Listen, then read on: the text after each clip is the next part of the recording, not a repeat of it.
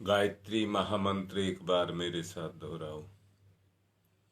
ओम भूर्भुवः स्वः तत्सवितुर्वरेण्यं भर्गो देवस्य धीमहि धियो यो नः प्रचोदयात्। ईश्वर की ये दुनिया है, ईश्वर से ये पूर्ण है।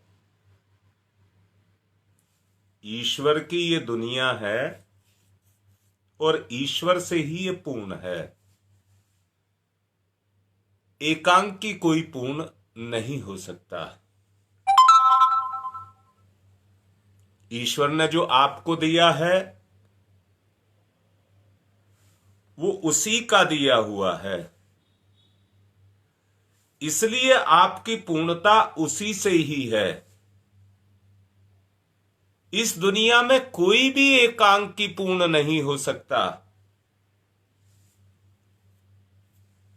अगर कोई पूर्ण होना चाहता है तो निश्चित रूप से उसका सहारा लेना ही पड़ेगा, और कोई रास्ता ही नहीं है।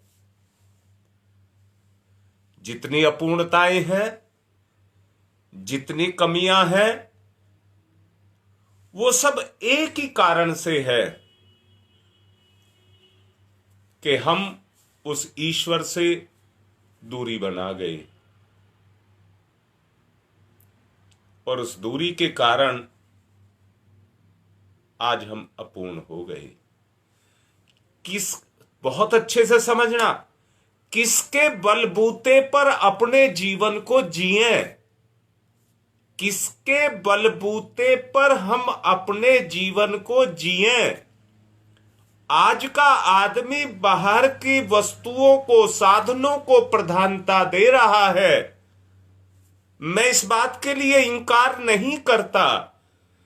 संसार में जो प्रधानता है वो साधन की ही है, परंतु साधन का सदुपयोग करने वाला ड्राइवर ही नहीं है, तो वो साधन क्या कर लेगा? वो साधन मुसीबतें खड़ी कर देगा। इस्तेमाल करने वाले के लिए मुसीबतें खड़ी कर देगा। और कैसी मुसीबतें खड़ी कर देगा? इस जन्म को पा करके हम तो फंस गए, इस जन्म को पा करके हम तो फंस गए, उस तरह की स्थिति को ला करके खड़ी कर देगा। और आज सच को देखिए, सच्चाई किसी से छुपी नहीं है। सच को देख लीजिए। अगर हम सच को देखना चाहते हैं, जितनी सफलता हम अर्जित करना चाहते हैं, अपने आप को देखना। मैं जितनी सफलता को अर्जित करना चाहता हूं, कर नहीं पाता, क्योंकि अपने बलबूते चलता हूं, अपने बलबूते पर चलता हूं, इसलिए मैं उस सफलता को प्राप्त नहीं कर पाता। अगर उस सफलता को प्राप्त करना है, चलना मुझको पड़ेगा, और ईश्वर को मुझे आधार बनाना पड़ेगा। आहार मनुष्य जीवन की नितांत सामान्य आवश्यकता है। आहार नितांत यानी कि बहुत आवश्यक, अति आवश्यक आवश्यकता है। परंतु सच को भी देखिए, क्या केवल पेट भरना ही इंसान का जीवन है?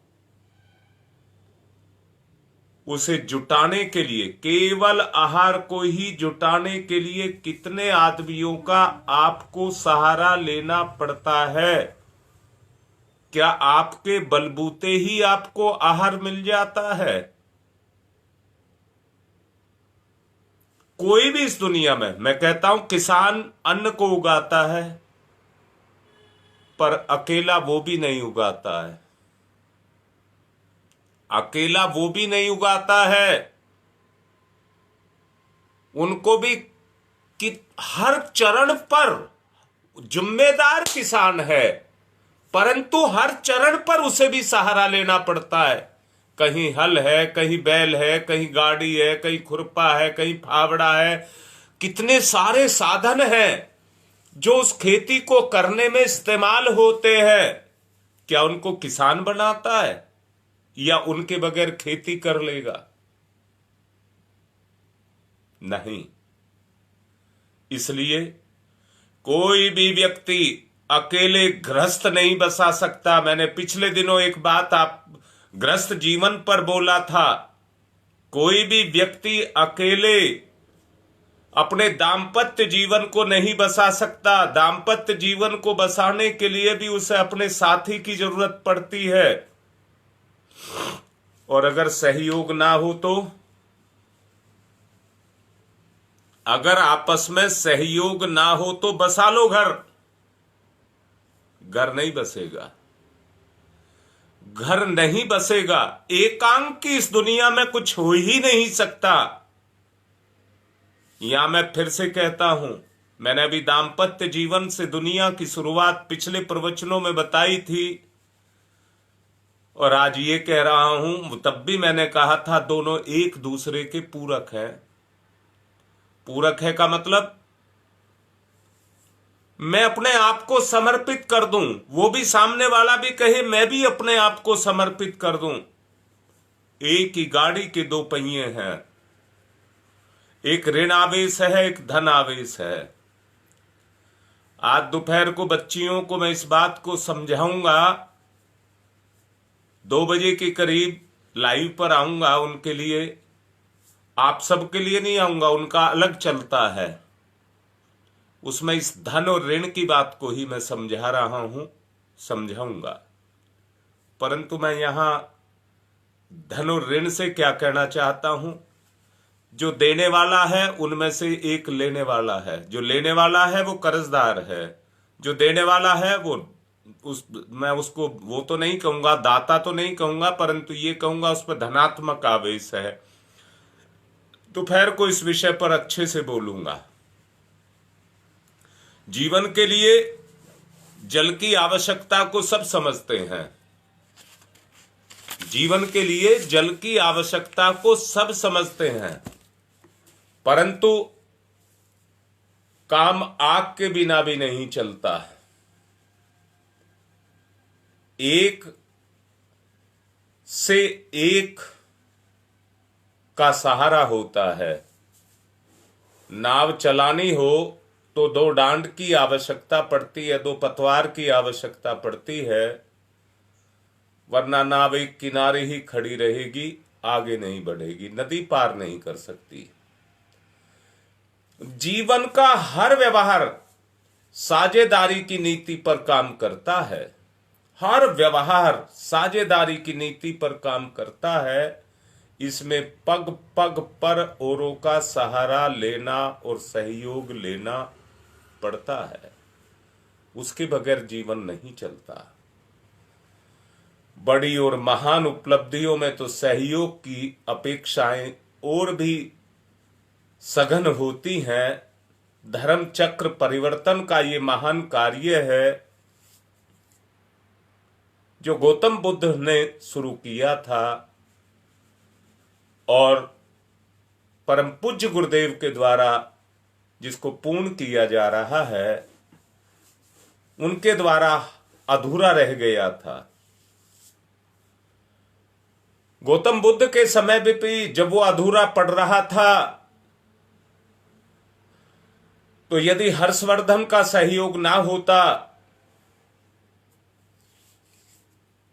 तो ये एक स्तर पर जाकर के रुक गया होता। हर्षवर्धन के सहयोग से मतलब है उनकी धन दौलत काम में आई, और गौतम बुद्ध भगवान की गुणवत्ता काम आई, और दोनों ने मिलकर के धर्म चक्र परिवर्तन का कार्य शुरू किया। मानधाता और शंकराचार्य, महाराणा प्रताप और भामाशाह, रामदास और शिवाजी, रामकृष्ण परमहंस और विवेकानंद, इनकी साझेदारी दुनिया में हजारों हजारों वर्षों तक साक्षात रूप से रहेगी, टाला नहीं जा सकता। अगर इनके आपस में सहयोग नहीं होते तो ये अधूरे प्रोग्राम ही अधूरे रह गए होते। एक तरफ भगवान का प्रतिनिधि था और दूसरी तरफ साधनों का प्रतिनिधि था। दोनों आपस में मिले तो मिलकर के उन्होंने उस भूमिका को निभाया जो हजारों हजारों वर्षों तक मिसाल बनकर के रहेगी। अवतारों को ही ले, राम की जोड़ी के साथ लक्ष्मण की जोड़ी थी, अगर नहीं होती तो अधूरे होते। मैं ये नहीं कह रहा कि वो अपने काम को नहीं कर पाते, जोड़ी के बगैर तो कर ही नहीं पाते। श्री कृष्ण के साथ में अर्जुन की जोड़ी थी, दोनों एक दूसरे के पूरक थे, पूरक थे। सभी अपूर्णताओं को दूर करने का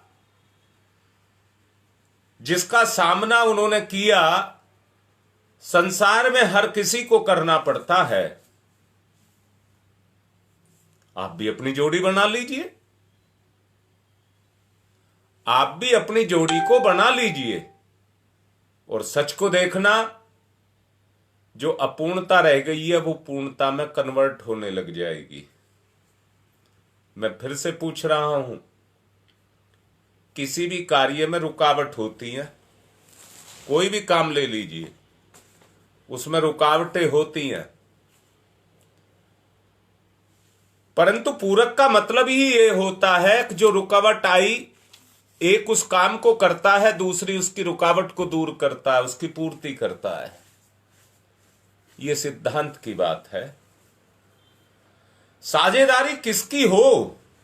मनुष्य को विभूति और ईश्वर प्रदत्त जो उसकी क्षमताएं हैं वो गरिमामय हैं, जिन्हें देखकर उसे सृष्टि का राजकुमार कह सकते हैं। शिक्षा, दीक्षा, वाणी और विचारों के आदान प्रदान में सांस्कृतिक और सामाजिकता में के सुंदर उपहार किसी अन्य प्राणी को ईश्वर ने नहीं दिए हैं। उच्च कोटि की प्रतिभा और क्षमता, कल के प्रवचन में आपको बताया गया था कि जितने भी दूसरे जीव हैं, इंसान को छोड़ करके विवेक और बुद्धि उनके अंदर जागृत नहीं है, केवल इंसान के अंदर ही जागृत है। उच्च कोटि की प्रतिभा और क्षमता भी ईश्वर ने इसी को दी है। बाकी तो अपना आहार विहार और अपनी साझेदारी, अपनी सुरक्षा के लिए कुछ कर लेते हैं, बस इतने भर तक ही वो सीमित रहते हैं, इससे आगे कुछ कर नहीं पाते। क्षमताओं का अगर सही सदुपयोग कोई करता है तो वो इंसान ही कर सकता है, बाकी नहीं, बाकी नहीं। इसलिए निवेदन पूर्वक कह रहा हूं, अगर अपनी क्षमताओं का सदुपयोग करना है तो साझेदारी के बगैर हो नहीं सकता। मनुष्य दीनहीन स्थिति में यदि है तो उसका एकमात्र कारण यही है कि उसकी ईश्वर के प्रति जो जुड़ाव होना चाहिए, जो उसका लगाव होना चाहिए। सच को देखो, अगर आप पति पत्नी भी एक होना चाहते हैं और ईश्वर अगर आप दोनों के बीच में नहीं है तो वो साझेदारी कैसे होगी? स्वार्थों के आधार पर साझेदारी नहीं हो सकती। और जहां पर स्वार्थ रहेंगे वहां पर तरह तरह के उपद्रव खड़े होंगे, तरह तरह के उपद्रव खड़े होंगे, जो दैविक, दैहिक, भौतिक तीनों तरह के होंगे। और गुरुदेव ने तो कहा है 5 तरह के होंगे। उनमें बताए हैं शारीरिक, पारिवारिक, मानसिक, सामाजिक और आत्मिक, ये 5 तरह के बताए गए हैं। वो खड़े होंगे।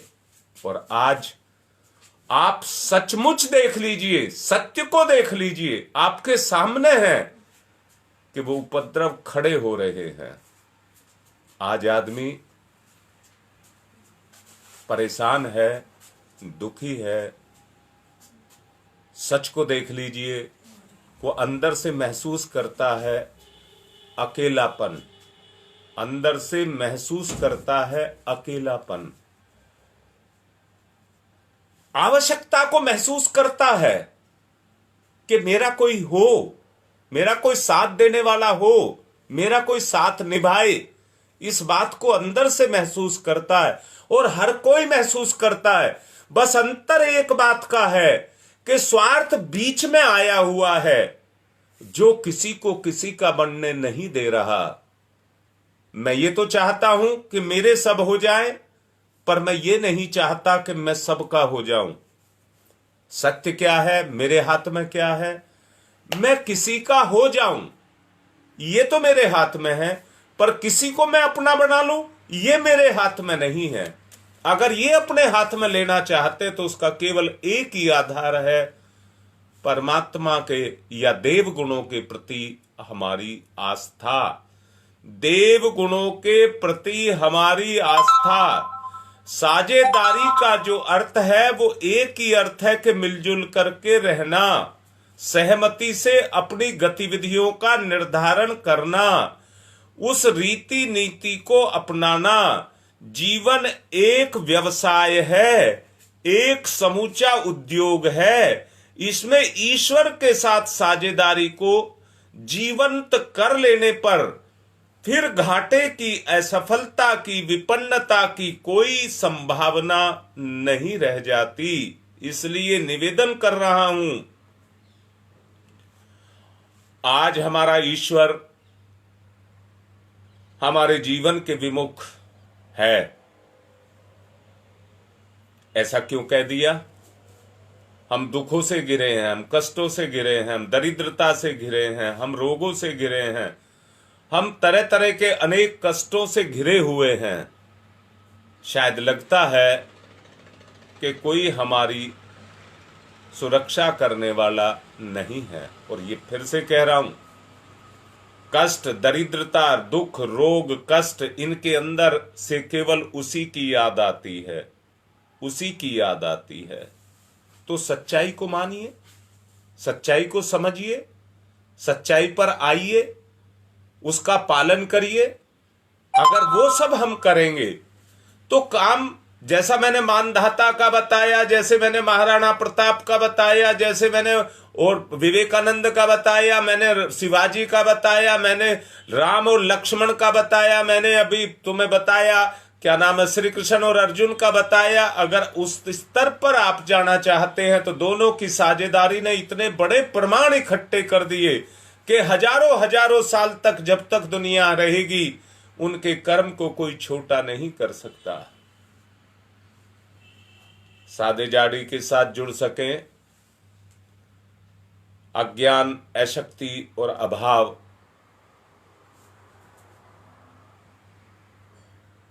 अज्ञान, अशक्ति और अभाव तीनों ने हमको आकर के घेरा हुआ है।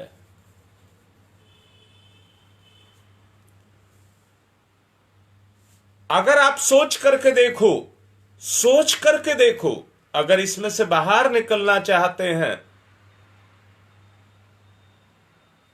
तो कोई तरीका अगर आपको दिखता हो तो देख लेना, परंतु केवल एक ही चीज दिखती है। अगर संकटों से बाहर निकलना है तो हमें भौतिक, लौकिक और आत्मिक दोनों की बात को स्वीकार करना पड़ेगा। अपने व्यवहारिक जीवन में या व्यक्तिगत जीवन में हमें अंदर से परमात्मा के प्रति आस्तिक होना चाहिए, परंतु समर्पण संसार के प्रति, परिवार के प्रति, रिश्ते के प्रति भी होना चाहिए। आत्मा तो अमर है, सचमुच मान लेना, आत्मा तो अमर है। और अगर अमर है तो ये भूलोक अमृत है। दोबारा से बोल रहा हूं, आत्मा तो अमर है। अगर उस अमृत को आप पीना चाहते हैं तो ये जो भूलोक है ये अमृत है। इसे पैपान करने के उपरांत मनुष्य की दिव्य दृष्टि अंदर से खुलती है। अरे योगी, साधक, संत, महात्मा, ऋषि ये भी हुए हैं। करना तो उनको भी पड़ा है, संसार में आकर के कर्म तो उनको भी करना पड़ा है, समर्पण उनका भी रहा है। वरना अपनी योग्यता को, अपनी कला को, अपनी विद्या को, जो कुछ भी उन्होंने प्राप्त किया अपने साथ ले जाते। इस संसार से कुछ नहीं पा पाते। अगर वो ऋषि हुए हैं तो संसार ने बनाए हैं। अगर उन्हें कोई मान रहा है तो संसार मान रहा है। अगर वो आज ऋषि हैं तो संसार ने उनको ऋषि बनाया है। सच्चाई को देखो, सच्चाई को देखो। आदमी मुसीबतों से घिरा पड़ा है, उसके सिर के चारों तरफ चक्कर काट रही हैं, जैसे चील कौवे किसी जानवर के ऊपर चक्कर काटते रहते हैं। आज ये स्थिति इंसान की बनकर के खड़ी हो गई है। सोचो, आदमी की दिव्य दृष्टि अगर खुल जाए तो वो कल्पना करता है कि अतीत काल में सृष्टि के आरंभ से लेकर आज तक जो जीवन में मैं चलता आया हूं, अब तक लाखों करोड़ों शरीर बदल चुका हूं। पशु, पक्षी, कीड़े मकोड़े, जलचर, नभचर, लाखों मृत शरीर की कल्पना आप करिए। उनके बीच से गुजरता हुआ मैं आ चुका हूं। अंतर्दृष्टि से अगर मैं देखता हूं तो ये इतने सारे शरीर समूह मेरे लिए पिछले जन्मों के काम में आए और त्यागे जा चुके हैं। इनकी कल्पना भविष्य की ओर भी दौड़ती है। अनेक नवीन, सुंदर, ताजे, शक्तिशाली, संपन्न, सुसज्जित रूप में सुरक्षित रखे हुए हैं, जो मुझे अंदर से दिखाई देते हैं, जिनको मुझ में अभी फिर से प्रवेश करना है और उस जीवन को मुझे जीना पड़ेगा। उन सीढ़ियों से मुझे गुजरना पड़ेगा। वही भगवान की सीढ़ियां हैं, उनसे मुझे गुजरना पड़ेगा। निकट भविष्य में उनको जैसे कपड़े को पहनते हैं, वैसे ही उन आवरणों को मुझे धारण करना पड़ेगा। ये कल्पना यदि व्यक्ति करता है तो ये धारणा ब्रह्म विद्या के विद्यार्थी को लोक मानस में, उसके लोक मानस में सदैव कल्पनाओं के रूप में उठती हैं और विचार के रूप में, इच्छा के रूप में संसार में काम आती हैं। कर्म करते हैं तो ये पुष्ट होती हैं, परिपक्व होती हैं, मैच्योर होती हैं, और विचार धीरे धीरे करके निष्ठा, श्रद्धा का रूप धारण करते हैं। जब पूर्ण रूप से समस्त श्रद्धा के साथ ये विश्वास करते हैं कि वर्तमान जीवन मेरे महान अनंत जीवन का एक छोटा सा परमाणु मात्र है, तो उसके समस्त मृत्युजन शोकों की समाप्ति करने के लिए हम उस परम सत्ता का ध्यान करते हैं। परम ईश्वर का ध्यान करते हैं, उसके साथ अपने आप को जोड़ते हैं और अंदर से आर्त प्रार्थना करते हैं। आर्त प्रार्थना, फिर से कह रहा हूं, दोनों बात कह रहा हूं। अभी तो मैंने सजे धजे शरीर कहे, जो आवरण मेरे लिए रखे गए हैं। अगर आप उनसे मुक्ति चाहते हैं तो ईश्वर का सहारा आपको लेना ही पड़ेगा। परंतु ये भी तो कल्पना करके देखिए कि इतने गंदे घृणित, अगर मैं घृणित जीवन को जी रहा हूं तो उसी तरह के स्तर के जीवन मेरे लिए लगा करके भगवान ने रखे हैं और मुझे उन आवरणों में मजबूरी में प्रवेश करना पड़ेगा। ईश्वर का सिद्धांत है, जैसा मैं स्वयं होऊंगा वैसा ही आवरण मुझे वर्ण करना पड़ेगा। उसे बिल्कुल ठीक वैसा ही समझिए। अगर आप उन अच्छे आवरणों को जो सजे धजे रखे हुए हैं उनकी कल्पना करते हैं तो कहीं आनंद की उपलब्धि होती है। परंतु दूसरी तरफ आप अगर गंदे, घटिया, घृणित आवरणों को देखते हैं तो अमृत तत्व जो आपके अंदर भरा हुआ है वो कहीं क्षीण होता हुआ दिखाई देता है, क्षीण होता हुआ दिखाई देता है। सोच करके देखो, क्या चाहते हैं, क्या चाहते हैं? अच्छा, मुझे एक बात बताओ, क्या परमात्मा के अंश आप नहीं हैं? जब परमात्मा के अंश आप होना स्वीकार करते हैं, और सबको इसमें परमात्मा के ही अंश हैं, 84 लाख जितनी योनि है वो सब परमात्मा से ही संचालित है। बस अंतर किसका है? हमारे मानने का अंतर है। हम जिद्दी हो गए हैं, हम मानते नहीं हैं कि हमारा संचालक हम हैं।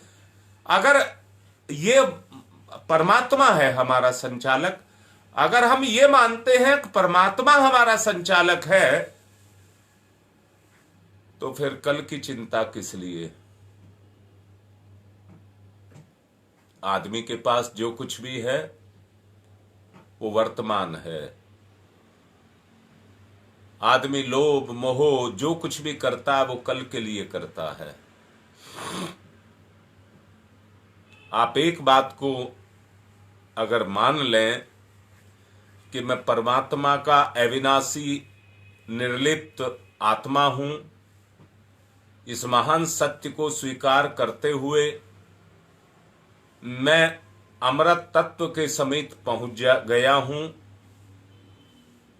मेरा दृष्टिकोण अगर अमर हो जाए तो मैं महात्मा और देवताओं के जैसा हो जाऊंगा, उस श्रेणी को प्राप्त हो जाऊंगा। स्थिति ये है कि संसार मुझे, माया मुझे जैसा नचाती है वैसा मैं नाचता हुआ फिर रहा हूं। चाहिए क्या? मुझे उस अवस्था से बाहर निकलना है कि मैं माया की उंगली पर नाचता फिरूं। उस अवस्था से मुझको बाहर निकलना है,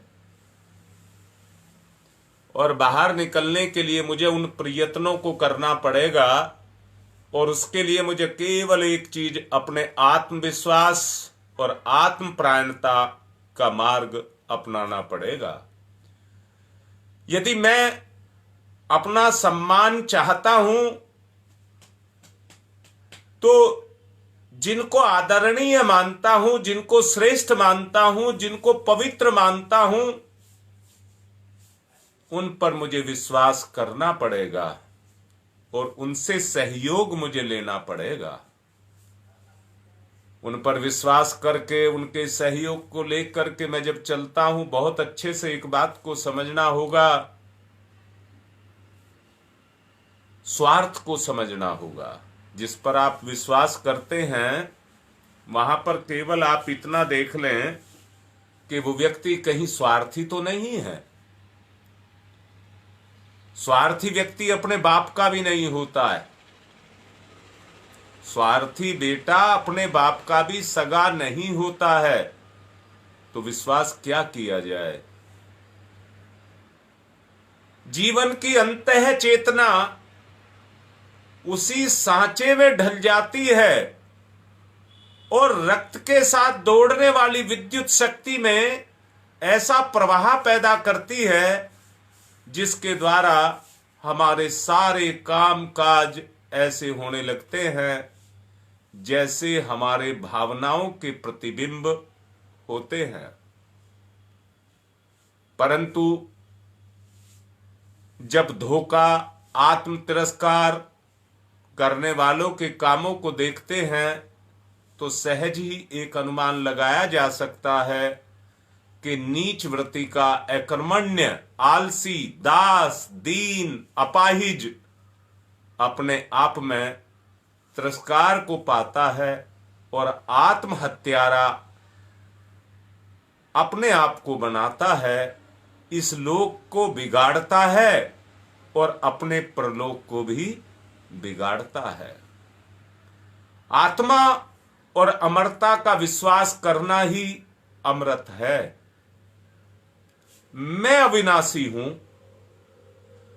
पग पर पग दिखाई देने वाला भय को मार करके, भगा करके निर्भयता प्रदान करने वाला मृत्युंजय बीज मैं ही हूं। अपने अंदर पवित्रता अनुभव करने में आत्मसम्मान और अपने को अविनाशी समझने से आत्मविश्वास का प्रादुर्भाव होता है। निराशा और भय से झूले में झूलने वाले लोगों को मैं अविनाशी ये मंत्र जीवन का संदेश देता है और कहता है, उठो, अपने कर्तव्य पर प्रवृत्त हो जाओ। तुम्हारा जीवन अखंड है। कपड़े बदले जाएंगे, तुम नहीं बदलोगे। शरीर बदले जाएंगे, पर जीवन नहीं बदलेगा। अपने अंदर विश्वास करो, आत्मा और परमात्मा पर विश्वास करो। तुम्हें कोई नष्ट नहीं कर सकता। तुम्हारा विश्वास के सहारे तुम्हारा जीवन तेजस्विता से परिपूर्ण, श्रद्धा में, अनंत आनंद में हो जाएगा। आप कैसे हैं, मैं कैसा हूं, इसी से पता लगता है। पिछले दिनों से मैं पर ही बोल रहा हूं। अब मैं अहंकार नहीं कह रहा हूं, मैं पर बोल रहा हूं। मेरी वास्तविक स्थिति क्या है उसके बारे में बताया जा रहा है। मैं परमात्मा का अंश हूं। क्यों अलग हुआ हूं? परमात्मा के साथ साझेदारी के लिए, अर्जुन की भूमिका निभाने के लिए, लक्ष्मण की भूमिका निभाने के लिए, भामाशाह की भूमिका निभाने के लिए, शिवाजी की भूमिका निभाने के लिए, विवेकानंद की भूमिका निभाने के लिए मैंने जन्म को लिया है। मैं अपने गुरु का साथ निभाऊंगा, आत्मीयता का साथ निभाऊंगा। लाड, प्यार, स्नेह, दुलार मुझे भी अच्छा लगता है। मुझे भी अच्छा लगता है। मैं भी चाहता हूं कि कोई मुझे प्यार करे। मैं भी चाहता हूं कोई मेरा सम्मान करे। फिर दोबारा से कह रहा हूं, मैं सम्माननीय हूं, पर मेरा कोई सम्मान करता ही नहीं है। मैं ऐसे काम करता हूं जो वास्तव में मुझे इज्जत दिलाए, पर मेरी इज्जत कोई करता ही नहीं है। तो मुझे उसका लाभ तो नहीं मिला ना। जो लाभ मुझे चाहिए था वो लाभ मुझे नहीं मिला। वो तभी मिलेगा जब मैं किसी के साथ साझेदारी करूंगा। अपनी योग्यता की, अपनी हैसियत की, अपने आपे की मैं साझेदारी करूंगा, तो मेरे साथ भी कोई साझेदारी करेगा। जब दोनों के अंदर ये आदान प्रदान की प्रक्रिया शुरू होगी तो उस साझेदारी का लाभ दोनों को मिलेगा। जीवन प्रतिक्षण हर समय क्रियाकलापों में घुला हुआ है, आच्छादित है, उनसे, कर्म से आच्छादित है। ये किसी और के नहीं है, मेरे ही द्वारा पैदा किए गए हैं, मेरे ही द्वारा पैदा किए गए हैं, पीछे से चले आ रहे हैं। मुझे इनको पूरा करना पड़ेगा, वरना छुटकारा तो नहीं होगा। मुझे अपनी जिम्मेदारियों को पूर्ण करना होगा, वरना छुटकारा नहीं होगा। ऐसा ना हो कि मैं पिछले पुण्यों को भोग जाऊं और आगे के लिए पाप खोद जाऊं। ऐसा ना हो। अगर ऐसा हो गया तो मैंने कहा है, उसने सजा करके रखे हुए हैं। क्या सजा करके रखे हुए हैं? हे निकृष्ट, गंदे, घृणित शरीर हमारे लिए सजा करके रखे हुए हैं। इसलिए अगर आप अपने स्तर को ऊंचा उठाना चाहते हैं तो जो रिक्तता है उसको हटाना पड़ेगा, वहां पर अमृत को भरना पड़ेगा, समस्त चिंता और तृष्णाओं को समाप्त करना पड़ेगा, वरना ये अपूर्णता भय के रूप में हमारे अंदर छाई रहेगी। हम अभय बने, हम अभय बने, हमें किसी चीज का कोई भय ना हो।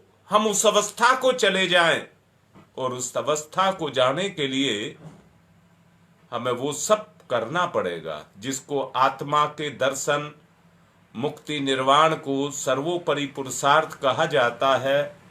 उसे पाकर मनुष्य समर्थ हो जाता है। परंतु जो केवल खाना, साधन, परिवार, इनकी केवल सांसारिक व्यवस्थाओं को जुटाने में लगे रहते हैं, वो उतने तक ही सीमित रह जाते हैं, उससे आगे नहीं बढ़ पाते हैं। अंतःकरण में ये परमार्थ अगर जग गया, जिसका जीवन धन्य हो गया, जिसके अंदर ये जग गया उसका जीवन धन्य हो गया, ये मान लेना चाहिए। संसार के प्रत्येक व्यक्ति की इच्छाएं कुछ सीमाओं तक बंधन में हैं। हर व्यक्ति चाहता है निरोगा और दीर्घ जीवन। दूसरा, हर कोई चाहता है आर्थिक संपन्नता। तीसरा, सफलता और सम्मान। सब चाहते हैं, वो मेरे इर्द गिर्द घूमते रहें, हर कोई चाहता है। हर व्यक्ति किसी ऐसे पारस पत्थर की तलाश में है जो लोहे जैसी मनोकामनाओं पर स्पर्श करके उसे सोने में परिवर्तित कर दे। ऐसा कोई पत्थर संसार में किसी को मिल गया हो, अभी तक सुनने में नहीं आया। किंतु परमात्मा की साझेदारी ही एक ऐसा पारस है जो हमको इस सब से मुक्ति दिलाता है और हमें सुंदर बना देता है। उस समय ये सांसारिक इच्छाएं भी तुच्छ प्रतीत होने लगती हैं। ये पारस क्या है? ये है प्रेम। एक है काला कलूटा आदमी जिसे आप पूर्णतया कुरूप और गंवार, असभ्य समझते हैं। अपनी स्त्री के लिए वो कामदेव का रूपवान और इंद्र के समान समर्थवान, उसकी स्त्री से पूछिए, उसको लगता है जैसे सची अपने इंद्र को पाकर प्रसन्न हुई और अपने को सौभाग्यशाली मानी, वैसे ही एक भिल्ली अपने अर्धनग्न और धनहीन भील को पाकर के प्रसन्न रहती है। विचार करो, इसका कारण क्या है? जो आदमी आपको कुरूप, गंदा लगता है और एक स्त्री उसे इतना प्यार करती है, इसका कारण प्रेम है। प्रेम एक प्रकार का प्रकाश है। अंधियारी रात में आप अपनी बैटरी को, उसकी बत्ती को किसी वस्तु पर डालते हैं, रोशनी पड़ते के साथ ही उसकी वस्तु स्थिति स्पष्ट हो जाती है। ठीक इसी तरह से प्रेम का प्रकाश भी उसी तरह से है। बाहर से कुरूप दिखने वाला, काली अंधियारी रात के समान दिखने वाला, काला कलूटा, श्रीहीन जो व्यक्ति दिखाई पड़ता है, परंतु आत्मिक प्रेम से वो कैसा का कैसा बन जाता है। मैं फिर से कहूंगा, हमें इस संसार में रहते हुए उस आत्मिक प्रेम को ही पैदा करना है, जिसके सहारे हम अपने जीवन की इस गाड़ी को उस पटरी पर खींचते हुए लेकर के चलते चले जाएं। सोच करके देखिए, क्या ये हमारे लिए घाटे का सौदा है? परंतु सच को जब आप देखेंगे तो ये घाटे का नहीं, एक संपूर्ण लाभ का साधन है, संपूर्ण जीवन के लाभ का साधन है। मैं आपसे आत्मीय निवेदन कर रहा हूं कि ऐसा ही एक जीवन बनाने का प्रयास करें जिसमें हर स्तर पर साझेदारी हो। मैं फिर से पूछ रहा हूं, कोई व्यक्ति गलत काम करता है तो वो एकांकी भी कर सकता है। मैं इस बात के लिए मना नहीं कर रहा। गलत काम जो पाप है वो एकांकी कर सकता है, उसे किसी के सहारे की जरूरत नहीं है। परंतु अच्छा काम अगर उसको करना है तो सहारे के बगैर वो अच्छा काम नहीं कर सकता, नहीं कर सकता। उस सच्चाई को समझिए और समझ करके अपने जीवन में उतारने का प्रयास करिए। मैं के बारे में ही बोलता चला जा रहा हूं, अपने में उनको समाहित करना शुरू करें तो निश्चित रूप से मैं में परिवर्तन लाना ही सच्ची आस्तिकता है। और आप देख लीजिए, नहीं ला रहे हैं तो जिंदगी तो चल ही रही है, और जिस तरफ को जिंदगी चल रही है उधर को ही आपकी गति है। अब समय क्योंकि हो गया है, इसलिए मैं निवेदन कर रहा हूं कि अब यज्ञ की तरफ को चलेंगे। एक बच्ची का संस्कार भी है, पुंसवन संस्कार है, वो भी करवाएंगे। और सबसे कह रहा हूं, जिनको किसी भी तरह की दिक्कत है वो अपनी दिक्कत भी अपने उस पर लिख दें, मैं यहाँ नोट कर लूँगा और उनके लिए भी आहुति डलवा देंगे।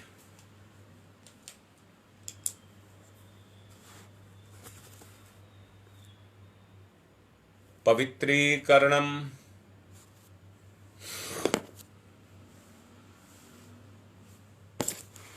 बाएं हाथ पर जल लेकर सीधे हाथ से ढक लें और पवित्रता का भाव पैदा करें। ओम मैं पवित्र है पवित्रो वा सर्वावस्थांगतो अपि वह यह समरेत पुंडरीकाक्षम स बाह्याभ्यंतर है शुचि। ओम पुनात पुंडरीकाक्ष है पुनात पुंडरीकाक्ष है पुनातुहु। आचमनम। ओम सीधे हाथ पर जल लेंगे, स्वाहा पर पी जाएंगे। ओम अमृतो प्रस्तनमसि स्वाहा।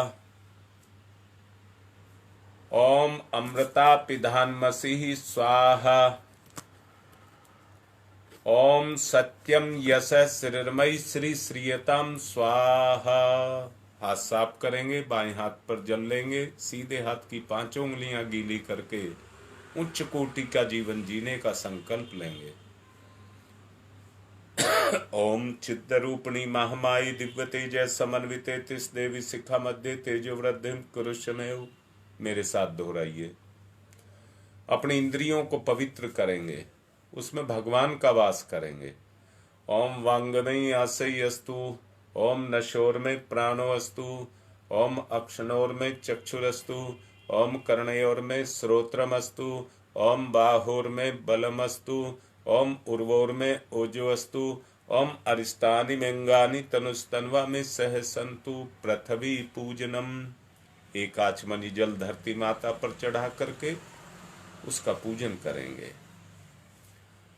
ओम पृथ्वी त्वया धृता लोका देवी त्वं विष्णुना धृता त्वं च धार्य माम देवी पवित्रम कुरु चास्मनम। एक दूसरे को सम्मान देंगे, तिलक करेंगे।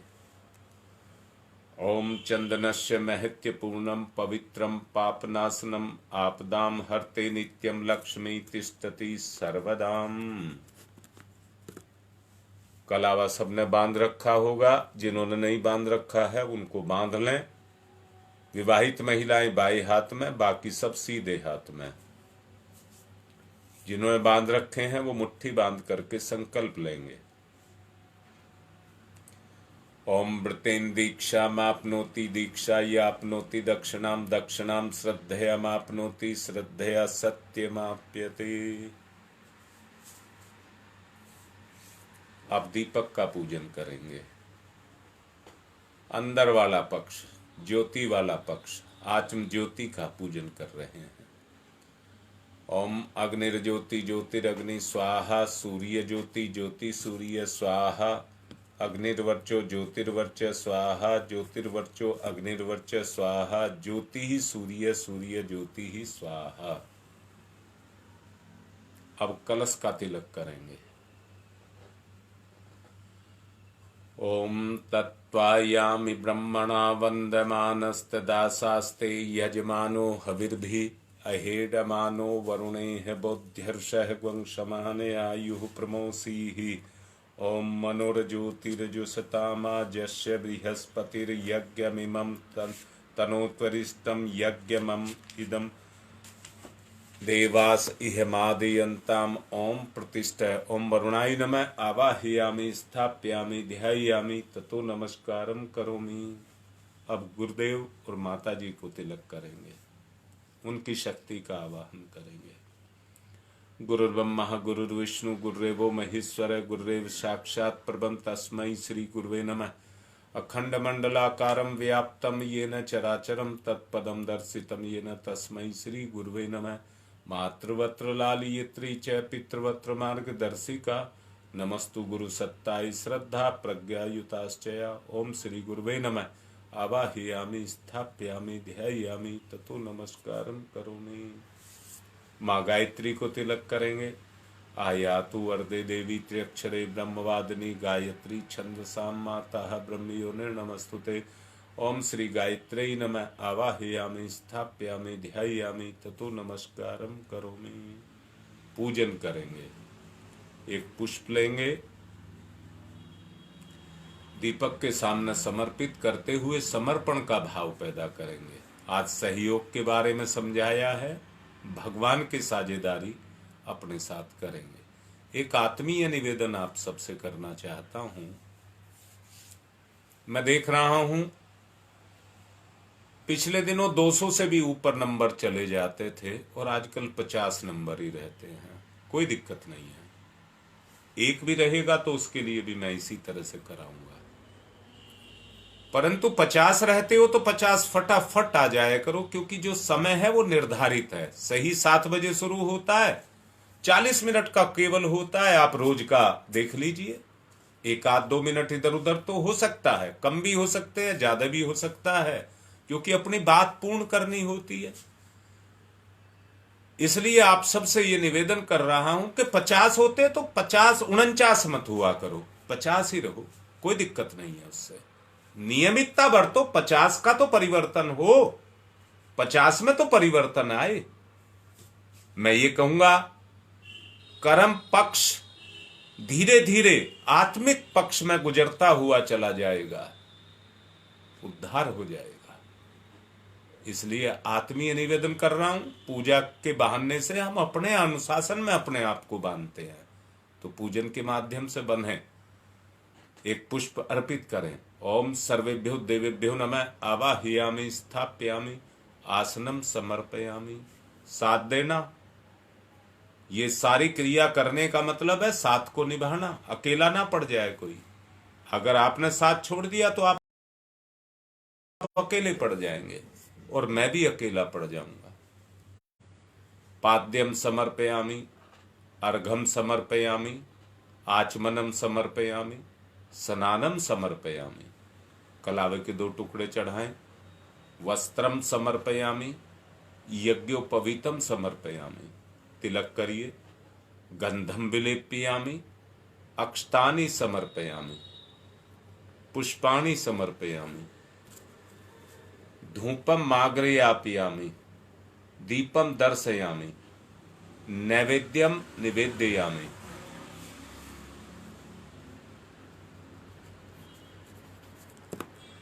सुपारी या फूल पत्ती, तांबूल पुंगी फलानी समर्पयामि।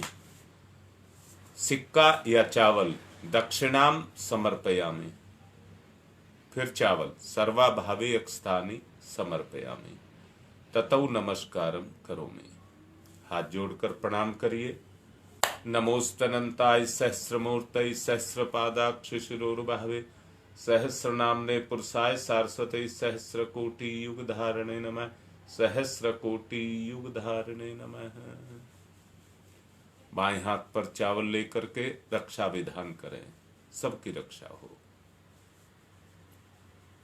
मैं निवेदन पूर्वक कह रहा हूं, सुरक्षा की हमारे कर्म ही जब अड़ जाते हैं, आपका सारा काम ठीक है, आपका काम हो जाना चाहिए, पर सामने वाला को अड़चन पैदा करनी है तो वो अड़चन ही पैदा करता है। ये धूर्तता है, मूर्खता है। ये नहीं जानते कि तुम किसी के सामने अड़चन पैदा कर रहे हो, तुम अपने लिए गड्ढा खोद रहे हो। ये आदमी नहीं जानता। निवेदन कर रहा हूं, सुरक्षा के लिए सत्कर्म करेंगे। जिधर कहा जाए थोड़े थोड़े चावल फेंकेंगे। 10 दिशाएं होती हैं, पूरब और दक्षिण के बीच में एक दिशा और होती है। दक्षिण और पश्चिम के बीच में एक दिशा होती है। पश्चिम और उत्तर के बीच में, उत्तर और पूरब के बीच में एक दिशा। इस तरह से 8 दिशाएं ये होती हैं, एक ऊपर और एक नीचे।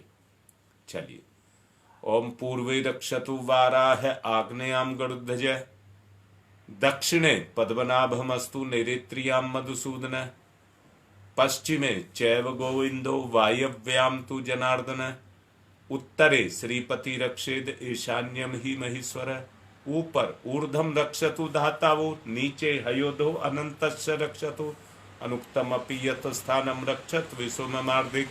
अब सर्वंतु ये भूता भूमि संस्थिता भूता विघ्न कर्ता रस्ते गच्छन्तु शिवाज्ञया। अब क्रामंतु भूतानि पिशाचा सर्वतो दिशम सर्वेषां विरोधेन यज्ञ कर्म समारंभे, यज्ञ कर्म समारंभे।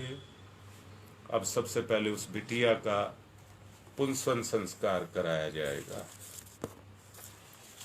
बिटिया को कहा गया था गिलोय, बड़ और पीपल, इनका अर्क निकाल ले।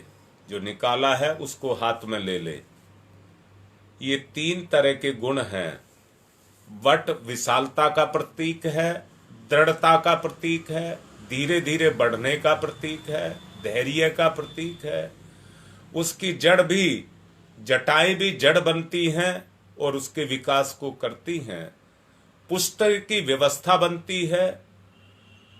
वृद्धावस्था युवावस्था बदलने वाली है। ये प्रयास है। इसलिए गिलोय जिसमें गुण है, ऊपर चढ़ने की प्रवृत्ति है।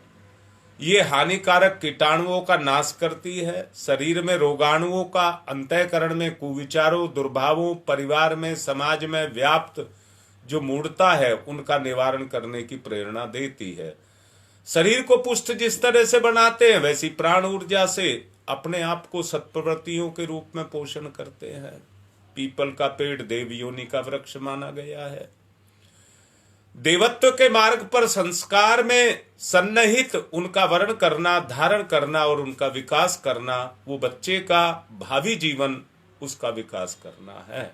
ऐसी भावनाओं को अपने अंतःकरण में रखते हुए बिटिया उस कटोरी को अपने हाथ में ले लेगी। नासिका से उसके गुणों को अपने में खींच करके बच्चे में आत्मसात करने के लिए उन औषधीय गुणों को, उस जो तरल पदार्थ है, जो छाना हुआ है, उसको पी जाएगी। उन गुणों का हम वर्ण कर रहे हैं, ऐसा भाव करते हुए आप ले लीजिए उसको और करिए। पहले सूंघिए और फिर पी जाइए।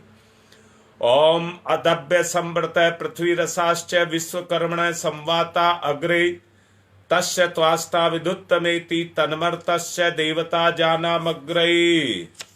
अब बेटा, अगर आप पति पत्नी हैं तो मिलकर के आप इस कार्य को पूरा करेंगे। पहले बिटिया हाथ पर थोड़े से पुष्प और चावल ले ले। दुनिया इसी से बसी है, ये देव कार्य है। भगवान ने इसी को माध्यम बनाया है अपने आप को संसार में प्रकट करने का। बिटिया भगवान को प्रकट कर रही है, अपने आप को भगवान के रूप में उस बच्चे में उन गुणों को करे, उसका पूजन करे।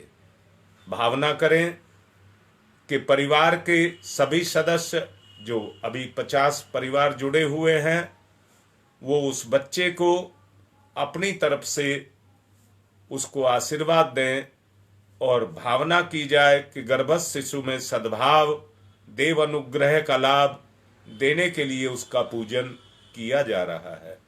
बेटा अपने हाथ पर पुष्प चावल लेकर के अपनी नाभि से लगा लीजिए और बच्चे को सहयोग पहुंचाने के लिए देव शक्तियों से कृपा मांगिए। ओम सुपर्णवसी गुर्तमान स्त्रो विरो शिरो गायत्रम चक्षुर्विदंतरे पक्षो स्तोम आत्मा छंदा ग्वंग संयंगानी यजुसी नाम है श्याम ते तन्वा दिव्यम यज्ञ यक्षयम पूषणीयम धिष्णिया सफा सुपर्णवसी गुर्तमान है दिव्य गच स्वपत है। अब पति पत्नी दोनों आपस में एक दूसरे को आश्वासन देंगे। पति अपनी पत्नी के कंधे पर हाथ रख कर के इस बात को ध्यान में रखे कि उसके प्रति जो उसके कर्तव्य है उनको निभाए। पत्नी के लिए एक अच्छे वातावरण का निर्माण करे, अपनी शक्ति को ना गवा करके धैर्य पूर्वक गर्भ को श्रेष्ठ संस्कार देने में प्रयास करे, सदा पत्नी को प्रसन्न रखे और बिटिया भी अपने आप को सदा प्रसन्न रखे। काम, क्रोध, ईर्ष्या, द्वेष ये मनोविकार हैं।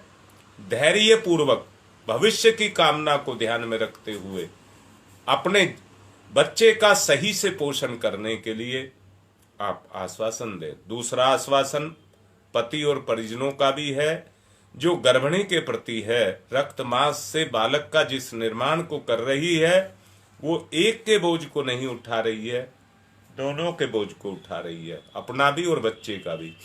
इसलिए उसके साथ सहयोग करें। बिटिया किसी भी तरह का आलस्य, ईर्ष्या, द्वेष, काम, क्रोध इनको पैदा ना करे। परिवार उसको प्रसन्न रखने के लिए उसको सहयोग करे। भावना करें देव शक्तियों का भी लाभ बच्चे को दिलाने के लिए देव सत्ताओं का अनुग्रह उसके ऊपर बरसाया जा रहा है।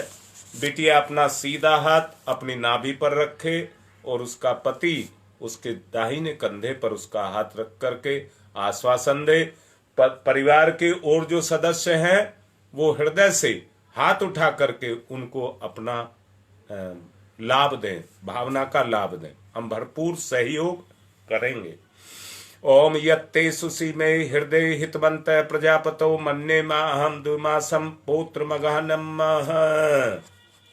अब यज्ञ शुरू करेंगे, अग्नि स्थापना करेंगे।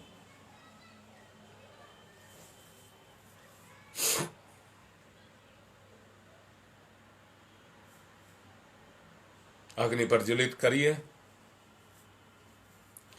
ओम भूर्भुवः स्वः द्योरिव भूम्नाः पृथिवीवरीम्नाः तस्यास्ते पृथिवी देव यजने पृष्ठे अग्निम् अनादमन्नाधाय दधे अग्निम् दूतं पुरो दधे हव्यवाहमुपबुर्वे देवामासादयादिह।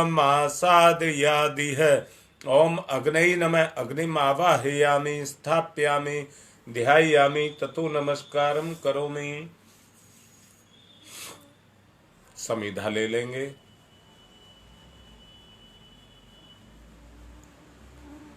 बीच की दोनों उंगलियां अंगूठे के सहारे सीधे हाथ से पकड़कर दोनों तरफ से घी लगाएंगे। ओम अयंतमात्मा जात वेद से स्तेनेध्य वर्धस्व चेद्य वर्ध चास्मान प्रजया पशुर्भिर्ब्रह्मवर्चसे अन्नादेन समेध्ययी स्वाहा। इदम अग्नि जात वेद से इदम नमम। दूसरी समिधा ले लेंगे। ओम समिधाग्निम दुवशत धृतै बोध्यता तिथिम आस्मिन् हव्यजुहूतनै स्वाहा इदम अग्नै इदम नमम। तीसरी समिधा। ओम सुसमिधाय सूचि से घृतम तित्रम जुहूतन अग्नि जातवेद सई स्वाहा इदम अग्नि जातवेद से इदम नमम। चौथी समिधा। ओम तम त्वा समित भिरंगिरो घृतेन वर्धयामसि ब्रह्मोच्छाय विष्टयै स्वाहा इदम आग्ने अंगिर से इदम नमम। जल प्रसेचनम। कुंड के बाहर जिस दिशा में कहा जाए जल छोड़ेंगे। ओम अदिते अन्मन्यस्व इति पूर्वे। ओम अनुमते अन्मन्यस्व इति पश्चिमे।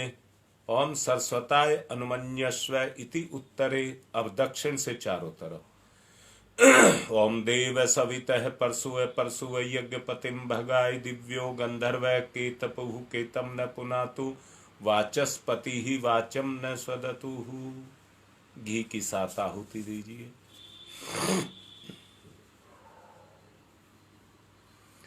ओम प्रजापतये स्वाहा इदम प्रजापतये इदम नमम। ओम इंद्राय स्वाहा इदम इंद्राय इदम नमम। ओम अग्नये स्वाहा इदम अग्नये इदम नमम। ओम सोमाय स्वाहा इदम सोमाय इदम नमम। ओम भूः स्वाहा इदम अग्नये इदम नमम। ओम भुवः स्वाहा इदम वायवे इदम नमः। ओम स्वः स्वाहा इदम सूर्याय इदम नमः। अग्नि जब तक प्रज्वलित हो हम ऋषि सत्ताओं का आवाहन कर लेंगे। ऋषियों का आवाहन करिए।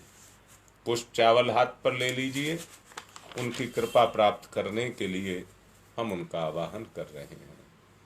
गौतम ऋषि। श्रोत्र कर्म के संप्रदाय का जिनने किया परिवर्तन था, अग्निहोत्र की परंपरा में किया सुखद संशोधन था। सभी प्राणियों के जो प्रिय उन गौतम ऋषि को आज नमन। ऋषि प्रिय थे जो रहे ना निष्क्रिय, उन गौतम ऋषि को आज नमन। ओम गौतमः सर्वभूतानां ऋषीणां च सदा प्रिय, श्रोतानां कर्माणां च संप्रदाय प्रवर्तक। ओम श्री गौतमाय नमः। आवाहयामि स्थाप्यामि ध्यायामि। भारद्वाज ऋषि का आवाहन। भारत सदा अध्ययन को तत्पर ऋषि भारद्वाज का है वंदन। अतल ज्ञान के थे सागर ऋषि भारद्वाज का है वंदन। हे ऋषिवर, ये भाव भरा आमंत्रण है, स्वीकार करें। हम सबका आतिथ्य यज्ञ में आकर अंगीकार करें। ओम भारद्वाज नमस्ते अस्तु सदा अध्ययन तत्पर है। आवाहयामि यज्ञे अस्मिन् पूज्यम प्रतिगृह्यता में। ओम भारद्वाजाय नमः। आवाहयामि स्थाप्यामि ध्यायामि। विश्वामित्र का आवाहन। तेजस्वी प्रज्वलित अग्नि से तप की जो प्रतिमूर्ति बने, गायत्री की प्रतिष्ठापना करके यज्ञ की पूर्ति बने, उन ऋषि विश्वामित्र को करते हम सब नमन। यहाँ कृपया करें ब्रह्म ऋषि आपका हो सुकर आगमन यहाँ। ओम विश्वामित्र नमस्तुभ्यम ज्वलदा अग्नि संप्रभम अध्यक्षीकृत गायत्री तपो रूपेण सन्निष्ठता। ओम विश्वामित्राय नमः। आवाहयामि स्थाप्यामि ध्यायामि। कश्यप ऋषि का आवाहन। हे कश्यप ऋषि, सदा आपको जगती ने सम्मान दिया और आपने प्राणी मात्र को विपुल दया का दान दिया। है प्रार्थना हमारी हम पर भी कुछ कृपा करें ऋषिवर। हम सबकी पूजा अर्चा स्वीकार स्वयं यहाँ आकर करें। ओम कश्यप सर्वलोकाढ्य सर्वभूत दयाकार है। असि त्वं प्रथमेशः पूज्यं प्रतिगृह्यता में। ओम कश्यपाय नमः। आवाहयामि स्थाप्यामि ध्यायामि।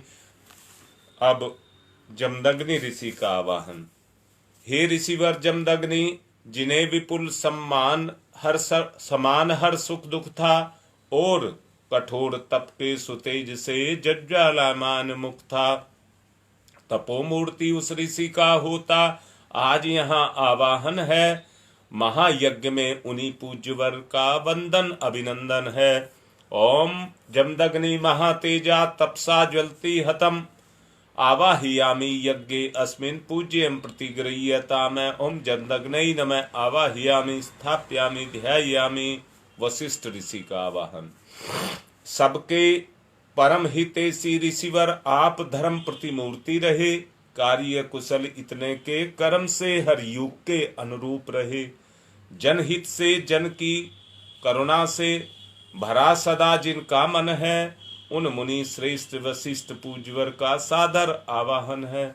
ओम नमस्तुभ्यं वशिष्ठाय कर्म कृते महामुने धर्म रूपाय महते लोकानां हितकारिणे।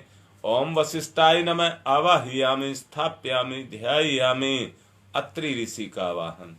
हे ऋषि ब्राह्मण श्रेष्ठ, विश्व में जन जन के हितकारी हैं, तपय पूत है, सत्य रूप है, तेजस्वी व्रतधारी हैं। हे महान ऋषि अत्रि, आपको नमस्कार हम सबका है। आज आप पर भी ऋषिवर कुछ यज्ञ भार हम सबका है। ओम अत्रै नमस्तुभ्यं सर्वलोक हितैषिणे तपो रूपाय सत्याय ब्रह्मणे मित तेज से। ओम अत्रै नमः आवाहयामि स्थापयामि ध्यायामि। अब मां अरुंधति का आवाहन। सुख सौभाग्य प्रदायिनी माता, बालक शीश झुकाते हैं, इस पुनीत बेला में हे ऋषि माता तुम्हें बुलाते हैं। हम अबोध बालक हैं माता, कर लो पूजा ग्रहण अभी, यहाँ यज्ञ मंडल में होवे ममता का अवतरण अभी। ओम अरुंधत्यै नमस्तुभ्यं सर्व सौख्य प्रदायिनी, एहि मंडले मध्ये त्वं नमः पूज्याम ग्रहण में। ओम अरुंधत्यै नमः आवाहयामि स्थापयामि ध्यायामि ततो नमस्कारम करोमि। अब आहुति देंगे। ओम भूर्भुवः स्वः तस्य वितुर्वरेण्यं भर्गो देवस्य धीमहि धियो यो नः प्रचोदयात् स्वाहा। इदं गायत्रे इदं नमः। ओम भूर्भुवः स्वः तस्य वितुर्वरेण्यं भर्गो देवस्य धीमहि धियो यो नः प्रचोदयात् स्वाहा। इदं गायत्रे इदं नमः। ओम भूर्भुवः स्वः तस्य वितुर्वरेण्यं भर्गो देवस्य धीमहि धियो यो नः प्रचोदयात् स्वाहा। इदं गायत्रे इदं नमः।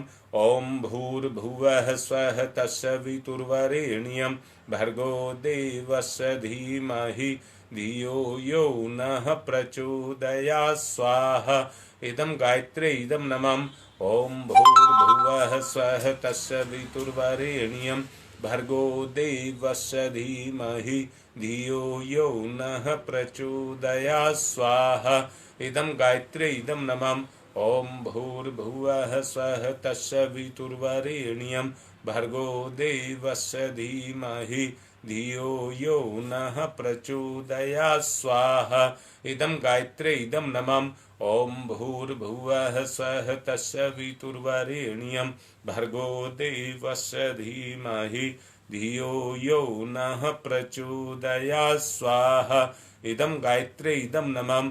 ओम भूर्भुवः स्वः तस्य वितुर्वरेण्यं भर्गो देवस्य धीमहि धियो यो नः प्रचोदयात् स्वाहा। इदं गायत्रे इदं नमः। ओम भूर्भुवः स्वः तस्य वितुर्वरेण्यं भर्गो देवस्य धीमहि धियो यो नः प्रचोदयात् स्वाहा। इदं गायत्रे इदं नमः। ओम भूर्भुवः स्वः तस्य वितुर्वरेण्यं भर्गो देवस्य धीमहि धियो यो नः प्रचोदयात् स्वाहा। इदं गायत्रे इदं नमः। ओम भूर्भुवः स्वः तस्य वितुर्वरेण्यं भर्गो देवस्य धीमहि धियो यो नः प्रचोदयात् स्वाहा। इदं गायत्रे इदं नमः। ओम भूर्भुवः स्वः तस्य वितुर्वरेण्यं भर्गो देवस्य धीमहि धियो यो नः प्रचोदयात् स्वाहा। इदं गायत्रे इदं नमः। बिटिया जिसका अभी संस्कार कराया गया है वो थोड़ा सा घी और खीर ले ले। 3 आहुतियां बच्चे में देवत्व के गुण के जागरण के लिए हम देंगे। ओम धाता ददासु से प्राचीम जीवात्तु मुमुक्षताम वयम देवस्य धीमहि सुमतिम वाजनीवतै स्वाहा। इदम धात्रे इदम नमः। ओम धाता ददासु से प्राचीम जीवात्तु मुमुक्षताम वयम देवस्य धीमहि सुमतिम वाजनीवतै स्वाहा। इदम धात्रे इदम नमः। ओम धाता ददासु से प्राचीम जीवात्तु मुमुक्षताम वयम देवस्य धीमहि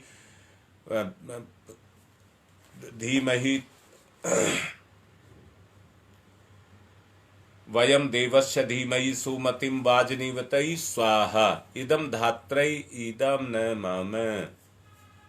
गंगा विहार से श्री सुभाष जी के सुपुत्र जो डॉक्टर भी हैं, वो जीने से गिर गए, उनकी पसलियों में चोट आ गई। स्वाति जो इटहरा से हैं, उनके ससुर एक्सपायर हो गए। कृष्णनगर से अन्नपूर्णा के भाई की पोती बीमार है, गंगाराम अस्पताल में है, उनके लिए। साहिबाबाद से मंजू त्यागी की परिवार के उद्धार के लिए। गंगा विहार से राम के पिताजी बीमार हैं, उनके उद्धार के लिए। कटरा से बनारस भदोई से कटरा से श्री चौबे परिवार की आज शादी है, उनके अच्छे शादी हो, कुशलता पूर्वक हो। एक बिटिया के रूबी नाम है, उसके आज 2 पेपर हैं, उसके भी उद्धार के लिए आगे की आहुति देंगे। अगर किन्हीं को अपने किसी की आहुति डलवानी है तो वो लिख दें। ओम त्र्यंबकम यजामहि सुगंधिम पुष्टिवर्धनम उर्वारुकमिव बंधनान मृत्योर्मुक्षीयमामृता स्वाहा। इदम महामृत्युंजय इदम नमः। ओम त्र्यंबकम यजामहि सुगंधिम पुष्टिवर्धनम उर्वारुकमिव बंधनान मृत्योर्मुक्षीयमामृता स्वाहा। इदम महामृत्युंजय इदम नमः। ओम त्र्यंबकम यजामहि सुगंधिम पुष्टिवर्धनम उर्वारुकमिव बंधनान मृत्योर्मुक्षीयमामृता स्वाहा। इदम महामृत्युंजय इदम नमः। ओम पंचवक्राय विद्महे महादेवाय धीमहि तन्न रुद्र प्रचोदयात् स्वाहा। इदम रुद्राय इदम नमः। ओम पंचवक्राय विद्महे महादेवाय धीमहि तन्न रुद्र प्रचोदयात् स्वाहा। इदम रुद्राय इदम नमः। ओम पंचवक्राय विद्महे महादेवाय धीमहि तन्न रुद्र प्रचोदयात् स्वाहा। इदम रुद्राय इदम नमः। ओम भास्कराय विद्महे दिवाकराय धीमहि तन्न सूर्य प्रचोदयात् स्वाहा। इदम सूर्याय इदम नमः। ओम भास्कराय विद्महे दिवाकराय धीमहि तन्न सूर्य प्रचोदयात् स्वाहा। इदम सूर्याय इदम नमः। ओम भास्कराय विद्महे दिवाकराय धीमहि तन्न सूर्य प्रचोदयात् स्वाहा। इदम सूर्याय इदम नमः। कृमिनाश के लिए आहुतियां। दोबारा से मुझे सुनने में आ रहा है कि कोरोना की 3री लहर शुरू हो चुकी है। हमारा देश, विश्व सब बचे रहें उसके लिए। ओम उदधाना दिव्य कृमि हंतु विमोचन हंतु रसंभि ये अंत कृमियो गवि स्वाहा। इदम आदित्य गणेभ्य इदम नमः। रोग के नाश के लिए। ओम शीर्षम शक्तिम शीर्षामयम कर्णम शूलम विलोहितम सर्व शरीर समणम ते रोगम बहिर् निर्मंत्रम यामहि स्वाहा। इदम सूर्याय इदम नमः। सुरक्षा कवच के लिए आहुति। ओम अग्नि वैश्वैरमा देव्यै पाहि स्वाहा स्वाहा। इदम वैश्वनराय इदम नमः। परम पूज्य गुरुदेव, परम वंदनीय माता जी के लिए आहुतियां। ओम प्रखर प्रज्ञाय विद्महे महाकालाय धीमहि तन्नो श्रीरामाय प्रचोदयात् स्वाहा। इदं महाकालाय इदं नमः। ओम सजल श्रद्धाय विद्महे महाशक्तये धीमहि तन्नो माता भगवती प्रचोदयात् स्वाहा। इदं महाशक्तये इदं नमः। सृष्टिकृत होम। ओम यदस्य कर्मणोत्यरिरीचं याद्वा न्यून्यमिहाकरम् अग्निश्च सृष्टिकृद्यात् सर्वं सुहूतं करोतु मे। अग्ने सृष्टिकृतये सुहूते सर्वप्रायश्चित्ताहुतीनां कामानां समृद्धये सर्वान् कामान् समृद्धये स्वाहा। इदम् अग्ने सृष्टिकृतये इदं नमः। पूर्णाहुति। ओम पूर्णमिद पूर्णमिदं पूर्णात् पूर्णमुदच्यते पूर्णस्य पूर्णमादाय पूर्णमेवावशिष्यते। ओम पूर्णादर्वी परापत्सु पूर्णा पुनरापत वसने विकर्णावह ईस्मृजय ग्वं सत्कर्तौ स्वाहा। ओम सर्वं वै पूर्णग्वं स्वाहा। ओम सर्वं वै पूर्णग्वं स्वाहा। वसुधारा। ओम वसोः पवित्रमसि शतधारं वसो पवित्रमसि सहस्रधारं देवस्ता सविता पुनातु वसो पवित्रेण सद्धारेण सुपुआ काम दुक्षयै स्वाहा। आरती करेंगे।